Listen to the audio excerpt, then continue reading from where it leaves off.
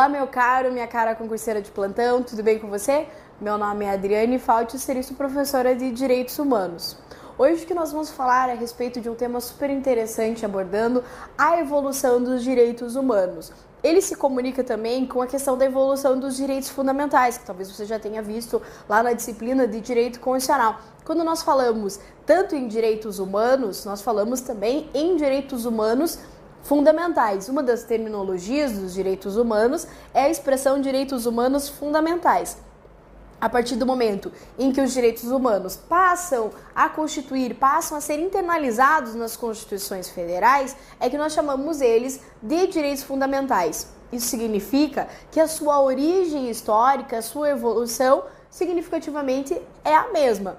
Então, quando nós falamos em gerações ou ainda em dimensões, como alguns doutrinadores preferem, e eles preferem o uso da expressão dimensões, hoje em dia está mais moderno falar em dimensões, significa dizer o quê?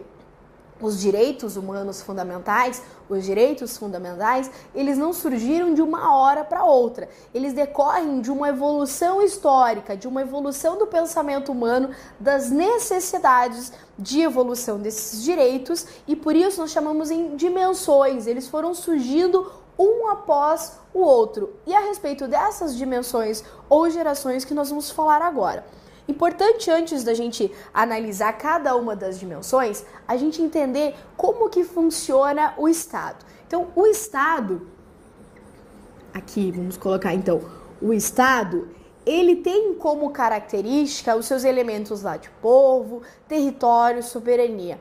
Mas inicialmente, lá no modelo pós-sistema feudal, no modelo do Estado absolutista, nós temos uma característica no modelo absolutista extremamente importante, que é a concentração de todas as funções do Estado na figura de uma única pessoa. Quem é essa pessoa? O rei. O rei, ele detinha todas as funções inerentes a um Estado. Quais são essas funções? Nós podemos dizer que o rei exercia a chamada função moderadora. O que é a função moderadora, ou ainda chamada de representativa?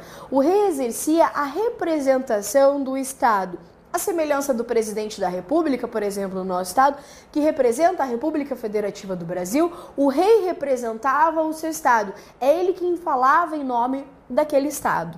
Da mesma forma, o rei exercia a chamada função governativa. O que é a função governativa? Bom, governar é tomar decisões. Que tipo de decisões? Decisões políticas. Então, quando o rei governa, ele toma as decisões no plano político. Quais são as políticas públicas? O que vai ser realizado em prol dos seus administrados? Tomar decisões é uma tarefa extremamente complicada em termos de governança. Além da função governativa, o rei ainda acumulava a chamada função administrativa. Vejam que a função administrativa, ela não se confunde com a função governativa. A função administrativa é a função de colocar as decisões tomadas pelo governo em prática. Então, por exemplo, no nosso atual sistema presidencialista, o presidente da República, ele toma as decisões políticas, ele decide quais são as políticas públicas para serem tomadas naquele período histórico para o Estado e as coloca em prática através de uma rede de órgãos, de agências, que é a administração pública. Então, a função administrativa é aquela função do Estado que tende a colocar as decisões tomadas pelo governo em prática, de forma que ela possa chegar até o cidadão. Então, o governo toma as decisões em um plano mais abstrato e a administração pública que coloca elas em prática. Além disso, o rei ainda exercia a função legislativa. Então, vejam só, as funções do Estado concentradas na mão de uma única pessoa. Ele representa, ele governa, ele administra e ele ainda legisla. O rei, de acordo com a sua vontade política, ele tomava as decisões, ele dava os decretos do rei. Se ele não fosse muito com a sua cara, ou ele quisesse confiscar o seu patrimônio, de repente ele podia decretar lá a sua morte, mandava decapitar você, simplesmente por quê? Porque ele era o rei e assim ele queria. e com isso geravam inúmeros absurdos, né? Especialmente porque, além de tudo isso, o rei era quem tomava as decisões jurídicas. O rei exercia a chamada função jurisdicional. A função jurisdicional é aquela função de solucionar conflito de interesses. Então, além do rei representar politicamente o Estado, governar, administrar, criar as leis, era ele ainda quem solucionava os conflitos de interesse. Agora imagine você, uma única pessoa concentrando na sua mão todas essas funções aqui do Estado. Você acha que ela vai exercer essas funções com consciência, com razoabilidade, com proporcionalidade, ou ela tende a abusar desse poder? Naturalmente, nós sabemos que a tendência humana é abusar do poder quando concentrado na mão de uma única pessoa. É por isso, diante desse modelo absolutista, que surge a necessidade de se retirar funções do Estado da mão do rei para evitar o abuso do governo. É por isso que, na sequência da evolução do Estado absolutista, surge uma classe extremamente importante aqui, que é uma classe que não tinha o poder político, é uma classe que tinha um poder novo, chamado poder econômico. Essa classe que tinha esse poder econômico foi conhecida como a burguesia. A burguesia, ela passou a ter o domínio econômico com o início das grandes navegações, com as feiras, e é claro que quem detém o poder econômico pode, muitas vezes, influenciar as decisões políticas, na verdade? Isso acontece o tempo inteiro. Quem detém o poder econômico influencia, sim, decisões políticas. E foi isso que a burguesia fez. A burguesia, no início do Estado absolutista, aqui, na evolução desse Estado, ela passa a exigir, junto em face do rei, direitos individuais, direitos que nós chamamos de direitos civis e políticos. Por que a burguesia passa a exigir direitos civis e direitos políticos? Porque, vejam, ela tinha necessidade de ter uma barreira, um escudo de proteção em face do rei. Por quê? O rei estava abusando dos seus poderes, né? Estava abusando do exercício das funções do Estado. Então, ela chega até o rei e fala assim, olha, isso tem que parar, porque eu tenho um poder econômico extremamente forte aqui, você depende de mim, né? Depende dos meus recursos para continuar sendo rei, mas eu não vou mais admitir que você simplesmente baixe um decreto lá e confisque os meus bens, confisque o meu patrimônio, institua tributos e fazendo com que isso prejudique a minha atividade econômica. Nesse momento, a burguesia exige com que o Estado se abstenha de intervir nas relações. Essa não intervenção nas relações é o que nós chamamos de direitos de primeira geração ou primeira dimensão. Os direitos de primeira geração e os direitos, então, que surgem aqui com essa manifestação da burguesia são os direitos civis e políticos. Civis na medida em que impõem ao rei uma limitação no exercício do seu direito. Diz assim, olha, rei, não faça, se abstenha de exercer essa sua arbitrariedade política. Aqui surgem os direitos de liberdade de locomoção, né, os direitos mesmo inerentes à própria vida. Que o rei, se não gostasse, não fosse com a sua cara, né? Como eu disse, ele poderia simplesmente mandar te decapitar, porque ele era o rei. Aqui surgem esses primeiros direitos humanos fundamentais. E direitos políticos por quê? Porque a burguesia exige, então, uma participação nas decisões políticas, uma participação na chamada função legislativa. A burguesia passa a fazer parte da tomada das decisões políticas desse momento, desse Estado aqui absolutista. Nesse momento histórico, nós temos o início da separação dos poderes. Então, aqui nós visualizamos o início da separação dos poderes. E nós podemos dizer, então, que os direitos de primeira geração importam em um não fazer do Estado. Porque, vejam, o que pode me proteger do rei? Apenas a lei. Vejam que é a lei o único escudo protetor que pode impedir com que o rei exerça a sua arbitrariedade, a sua governança, o seu poder de império. Então é a lei que diz assim, olha, rei, esse é o seu limite, daqui você não pode ultrapassar. Por isso nós vimos lá a Magna Carta, né, falando da judicialidade, ou seja, ela estabelece aqui um início de limitação a esse abuso do rei. Por isso, nós dizemos que os direitos de primeira geração estão diretamente vinculados a um valor. Esse valor é o valor liberdade.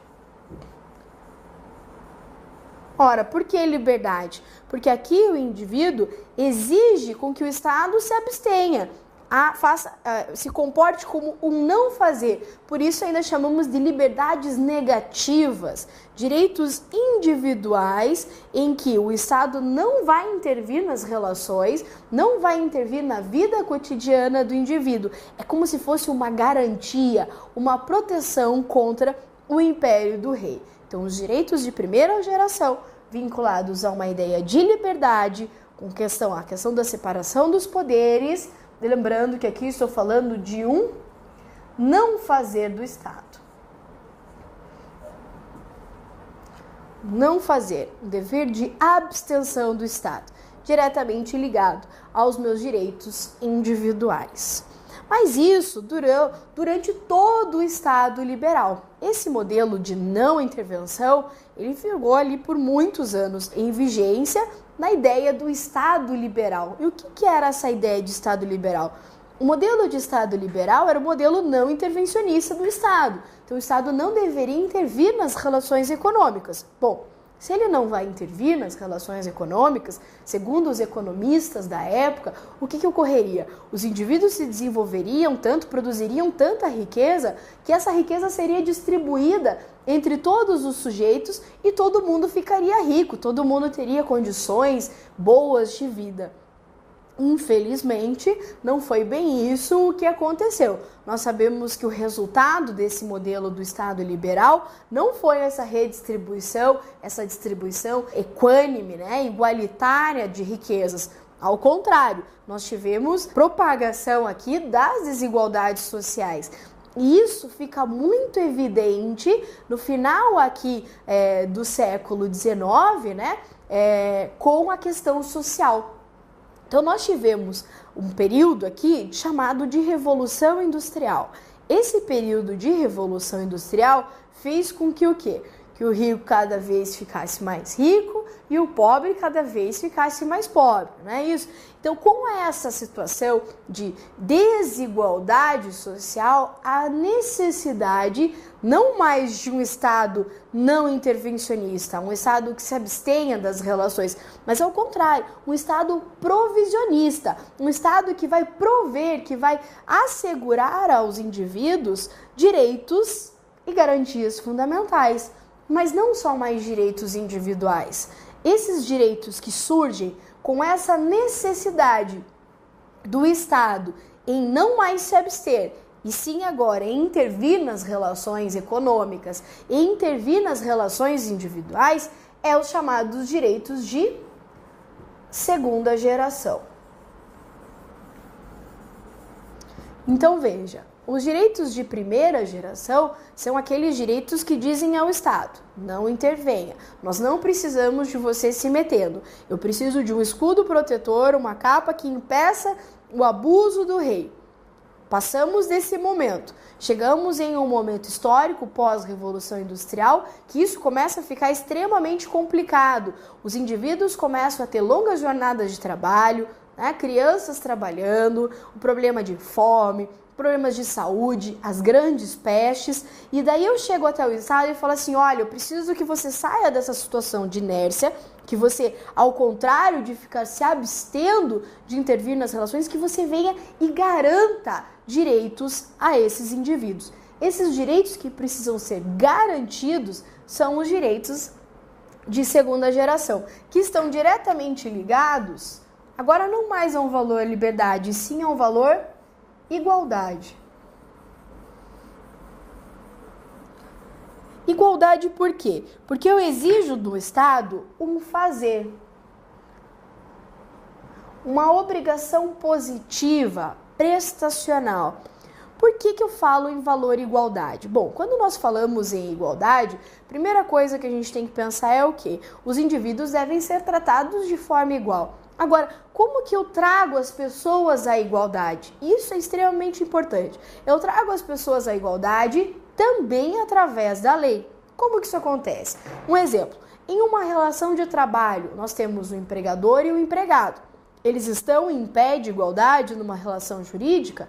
De forma alguma, até porque se o empregador quiser mandar o empregado embora, ele simplesmente pega e manda. Então não há uma igualdade entre os sujeitos aqui. Aí o que a lei faz? A lei vem e assegura direitos a esse trabalhador, trazendo os dois à igualdade. Então, em uma relação trabalhista, os dois podem discutir em pé de igualdade. Por quê? Porque a lei assegurou isso. Essa lei que assegura esses direitos de igualdade são os direitos de segunda geração. Importam em um fazer do Estado. E são conhecidos como os direitos sociais, os direitos culturais e ainda os direitos econômicos. Vejam que esse momento histórico aqui, em que antes nós tínhamos simplesmente um Estado de Direito. Estado de Direito por quê? O Estado em que deve obediência à lei. Nós passamos a um Estado de Direito social, ou seja, um Estado que além de obediência à lei, ele deve ser um Estado provedor, um Estado que assegura direitos sociais. Nessa evolução, e nós temos aqui como marco histórico extremamente relevante, em 1919, que é a Constituição Alemã, a Constituição de Weimar, né, que dá aqui início, juntamente com a Constituição Mexicana de 1917, dá início a essa ideia de direitos sociais. Evoluindo aqui, pós-1919, aproximadamente lá em 1972 a 1779, nós temos o surgimento de novos direitos. Bom, em virtude da globalização, novos direitos chamados da sociedade de massa, passam a surgir. Esses direitos da sociedade de massa são os chamados direitos difusos. Esses direitos difusos inauguram os chamados direitos de terceira geração. Então, os direitos de terceira geração são esses direitos que surgem com essa sociedade de massa. Por exemplo, quando nós falamos um direito ao meio ambiente ecologicamente equilibrado, quais são os titulares desse direito ao meio ambiente? Alguns indivíduos em específico? Uma coletividade, por exemplo, os trabalhadores, né, os empregados de uma determinada empresa? Não. Todos são detentores de um direito ao meio ambiente ecologicamente equilibrado. Eu não consigo visualizar rostos, eu não consigo individualizá-los. É por isso que nós chamamos de direitos difusos ou ainda de direitos transindividuais. Direitos que vão além da figura do indivíduo. Direitos que atingem um grupo indeterminado de indivíduos. Vejam que esses direitos agora não mais estão ligados a um valor liberdade, não mais estão ligados a um valor igualdade. Esses direitos estão ligados a um valor solidariedade. O valor solidariedade ou ainda o valor fraternidade completam aqui a chamada tríade da Revolução Francesa: igualdade, liberdade e fraternidade. Esses direitos de terceira geração também não estão voltados aqui à ideia de um fazer. Eu me preocupo agora não só com os direitos de um grupo ou de um indivíduo, mas eu me preocupo com os direitos não só inclusive da minha geração, e sim das próximas gerações. Quando nós falamos em proteção ambiental, isso está muito moderno, né? Isso está muito forte. Falar, eu me preocupo com as presentes e com as futuras gerações. Quando eu preservo os recursos hídricos, eu estou pensando não só para agora, mas para o futuro também, né? Então eu preservo os recursos como uma forma de solidariedade, de respeito ao próximo. Então quando eu preservo o direito ao meio ambiente, eu estou falando em preservação de qual direito também? O direito do meu próximo. por isso ligado diretamente ao valor solidariedade. Alguns doutrinadores ainda utilizam direitos ou dimensões, direitos humanos fundamentais ou dimensões de direitos de quarta geração. Esses direitos de quarta geração estariam ligados a um valor aqui, como o direito à paz, o direito ao bem-estar, social e ainda diretamente ligado à questão do patrimônio genético.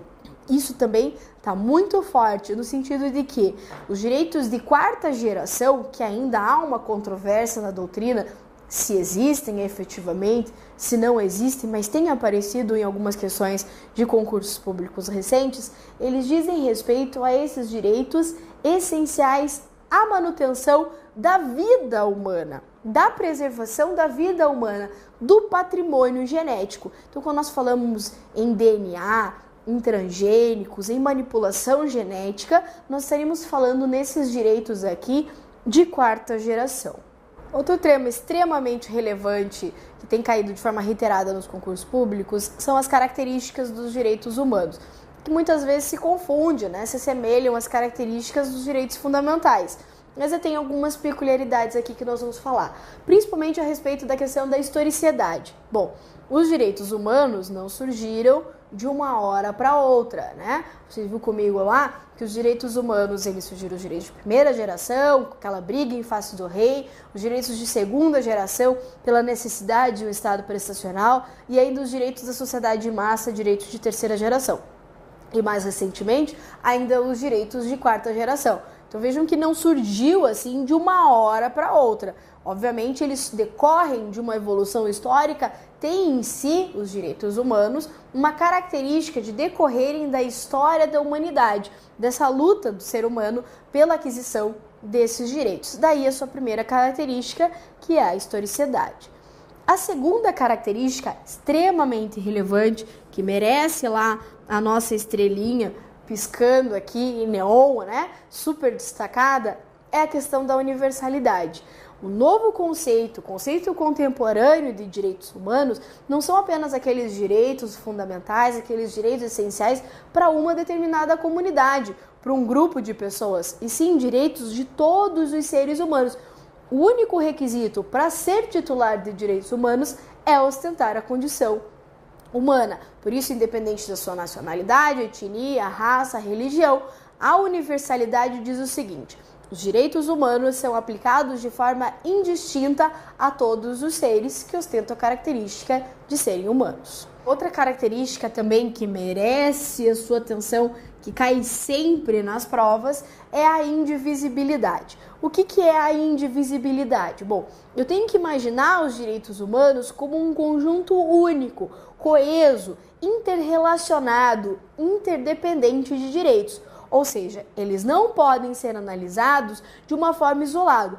Eu falo de um direito em si, de outro direito de forma isolada. Por quê? Porque o exercício dos direitos civis e dos direitos políticos me asseguram o exercício dos direitos sociais e assim sucessivamente, ou vice-versa. Ou seja, eles são interligados, eles se relacionam, são interdependentes. Daí decorre a sua característica de indivisibilidade. Ainda nós temos a irrenunciabilidade e a inalienabilidade. A irrenunciabilidade diz respeito à impossibilidade de você renunciar aos direitos. Você não pode abrir mão dos direitos humanos fundamentais. Eu vou abrir mão do meu direito à vida, eu vou abrir mão do meu direito de liberdade.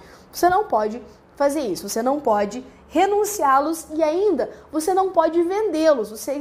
Esses direitos, os direitos humanos estão fora do comércio, Você não pode colocar à venda os seus direitos humanos fundamentais. A efetividade e a limitabilidade ainda são características extremamente interessantes. A efetividade diz respeito à necessidade do poder público dar eficácia, eficiência aos direitos humanos fundamentais. Ou seja, os direitos humanos precisam ser efetivos, precisam ser assegurados no cotidiano, nas relações jurídicas.